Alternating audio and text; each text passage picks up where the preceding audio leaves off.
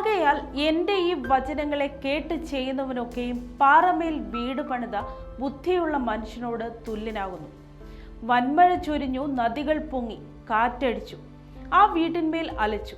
അത് പാറമേൽ അടിസ്ഥാനമുള്ളതാകയാൽ വീണില്ല. മത്തായി 7:24-25. പ്രതിസന്ധികൾ ഇല്ലായിരുന്നുവെങ്കിൽ ജീവിതം എത്ര സുന്ദരമാകുമായിരുന്നു അല്ലേ? പക്ഷെ പ്രതിസന്ധികൾ ഇല്ലാത്ത ഒരു ജീവിതം ആർക്കും ഉണ്ടാകില്ല. പ്രതിസന്ധികളിൽ നിന്ന് ഒളിച്ചോടുവാൻ പലരും ശ്രമിക്കാറുണ്ട്. പിന്നെ എന്താണ് ഒരു വഴി? അവയെ നേരിട്ട് അതിജീവിക്കുക എന്നത് മാത്രമാണ്. ഓർക്കുക, പ്രശ്നങ്ങൾ കഠിനമാവാം, എന്നാൽ പരിഹാരമില്ലാത്ത ഒരു പ്രതിസന്ധിയുമില്ല. പക്ഷെ പരിഹാരം കണ്ടെത്തുന്നതിന് ശരിയായ മാർഗം അവലംബിക്കുവാൻ നമുക്ക് കഴിയണം. ഒരു വിദ്യാർത്ഥിക്കറിയാം ഒരു പ്രോബ്ലം സോൾവ് ചെയ്യുവാൻ അതിൻ്റെതായ ചില മാർഗങ്ങളുണ്ട് എന്ന്. ചിലതിന് ചില പ്രത്യേക ഫോർമുല ഉപയോഗിക്കേണ്ടി വരാം.